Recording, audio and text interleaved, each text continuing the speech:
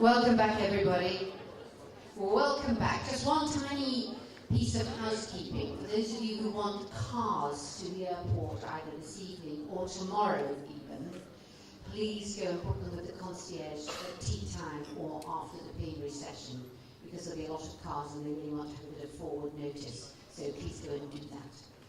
Now then, another interesting session. We've had two terrific sessions. We've talked about initiation, we've talked about delegation, and now, at that, we're going to talk about communication. It's a great pleasure to welcome back, because I don't know how many years you've been coming to this conference, but we are growing old together, Carmelina. Carmelina Lawton Smith. She spent over 20 years in the commercial world. She's currently a senior lecturer at Oxford Brookes University Business School, where she specialises in continued professional development. She manages to combine this with running her own business and offering bespoke training, design, coaching and management development. So I'm going to leave the next session in your very capable hands. Thank you. Right, good afternoon everyone. Hopefully some of you recognise me as having been running the EuRA online coaching programme that we've been running for over 2 years now.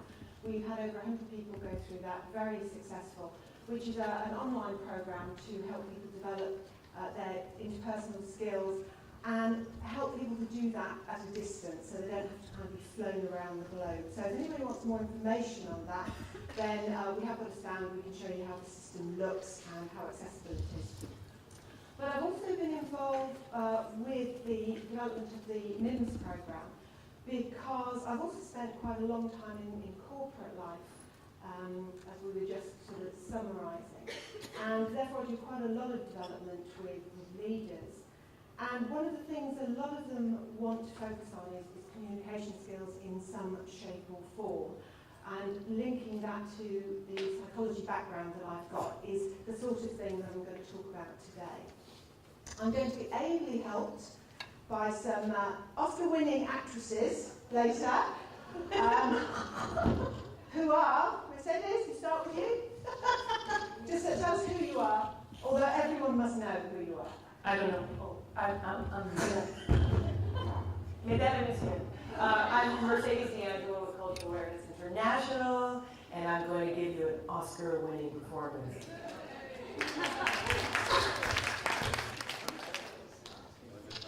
Ali? I'm Eileen Goda from Irish Relocation Services, and I'm just a You're too cute. And I'm Bernadette Esperanza from the Philippines, from the Asia Pacific Group Philippines. And I'm just here really to support Mercedes and Eileen. Brilliant. Thank you. That is Dornette, isn't it? And not Okay. So I don't work specifically relocation, although obviously I've done a lot of work with EuRA now, but I am a child of Italian parents who came to the UK before I was born, and my frequent visits to Italy, working internationally as well on different assignments, give me some insight to the sort of issues that you face. So I want to take the next hour to take a fairly light-hearted look at some of the potential communication issues that arise and possibly some solutions. These aren't specific to cross-cultural interactions, but sometimes that kind of makes things a bit worse. And things do affect all of our communication, so some of the things I talk about today you may recognise. And what I'd like to do is give you kind of one example, I suppose, from my personal life to start us off. So last December, I went to Italy to sort out some building work on a property that we have in Italy. On the island of Capri. This thing works. What do I point at, guys? Just press green. Yes? Pointing at? There you go. There you go. Okay, good. Okay, on the island of Capri. Now, the island of Capri is very expensive. Everyone owns a boat, as you can tell, although usually a yacht. We couldn't get Bill Gates' on there because it wouldn't actually fit on the screen. But Capri is a very small island on the coast of Naples that attracts the rich and famous, and very much Still struggling? Okay. Into the central piazza where the elite, shall we say, like to be seen sitting and sipping their cappuccinos, in contrast to the locals who just stand around having meetings. Now, I arranged to meet the architect and my cousin at the architect's studio, which is just down that archway there. At 9:45. So as a punctual Brit and mother, I decided to go by the bakery, which is also in that general direction, to buy some bread, and I arrived at 9:40 with 5 minutes to spare. At 10 a.m, I was still waiting outside the architect's studio. But obviously I know that in Italy time is a fairly fluid concept, but it did seem odd that they were both quite so late. So I started to think I'd made a mistake.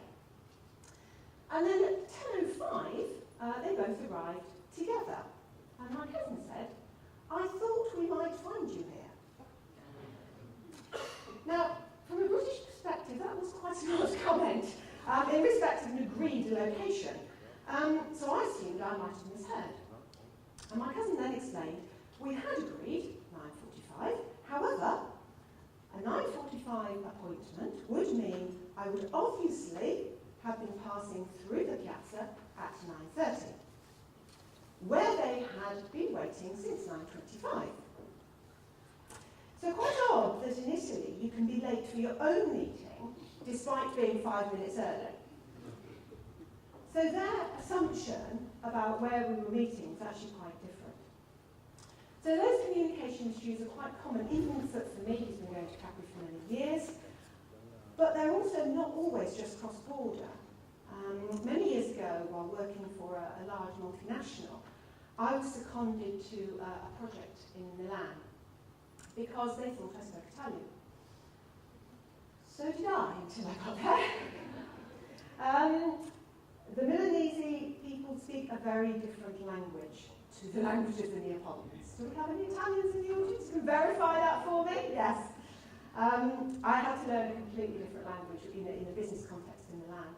So cultures of communication reside in many forms. And while working for a market research company, I used to go out and present data, and I used to have to remember to not use all the acronyms and abbreviations that we used internally when I was out with clients. And since working with John and Tad, I had to regularly refer to my glossary of terms. And I'm now almost happy with ERQs and ERPs and DSPs and RMCs. But please will you stop adding to this list so that every year I come, we have another set to add. Now, last year I sat in the hall in Stockholm, and I was fascinated by the discussion between the DSPs and the RMCs, because it seemed there are a number of potential communication issues. But communication with all stakeholders, including HR, suppliers, can be subject to these sorts of issues. So I want to spend a bit of time thinking about how these things arise, and maybe remind you of some of the things that you probably already use in different parts of your work, and how we might apply those to some of the relationships that we're now building. So I'm going to start the presentation with a few slides and take you through some thoughts and ideas. Then I'm going to rely on my helpers. We're going to do a few examples to lighten the mood a little bit. And then we would like to hear any of your own examples that you might like to bring in terms of techniques that you found to help you.